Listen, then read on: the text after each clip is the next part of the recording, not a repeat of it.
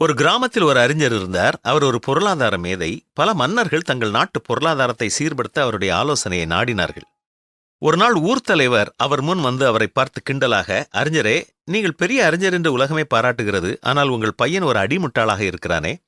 தங்கம், வெள்ளி இவற்றுள் அதிக மதிப்பு வாய்ந்தது எது என்று அவனை கேட்டால் அவன் வெள்ளி என்று சொல்கிறான். வெட்கக்கேடு என்றார். அறிஞர் மிக வருத்தமடைந்தார். பையனை அழைத்தார். தங்கம், வெள்ளி இவை இரண்டில் அதிக மதிப்பு வாய்ந்தது எது என்று கேட்டார். பையன் தங்கம் என்று சொன்னான். பின் ஏன் ஊர் தலைவர் கேட்கும்போது வெள்ளி என்று சொன்னாய்? கோபத்துடன் கேட்டார் அறிஞர். தினமும் நான் பள்ளி செல்லும்போது அவர் ஒரு கையில் தங்க நாணயமும் மறு கையில் வெள்ளி நாணயமும் வைத்துக்கொண்டு என்னை அறிஞரின் மகனே என அழைத்து இவ்விரண்டில் மதிப்பு வாய்ந்ததை நீ எடுத்துக்கொள் என்பார். நான் உடனே வெள்ளியை எடுத்துக்கொள்வேன். உடனே அவரும் சுற்றியிருப்பவர்களும் சிரித்து கிண்டல் செய்வார்கள். நான் அந்த நாணயத்துடன் போய்விடுவேன். இது ஓராண்டாக நடக்கிறது.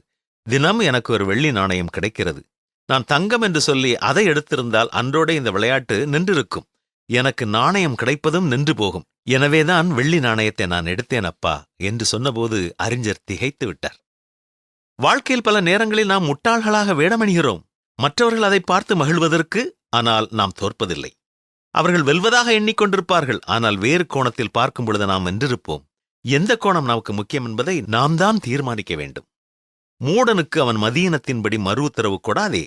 கொடுத்தால் நீயும் அவனைப் போலாவாய். மூடனுக்கு அவன் மதீனத்தின்படி மறு உத்தரவு கொடு. கொடாவிட்டால் அவன் தன் பார்வைக்கு ஞானியாயிருப்பான் என்றுதானே வேதமும் நமக்கு கற்றுத்தருகிறது.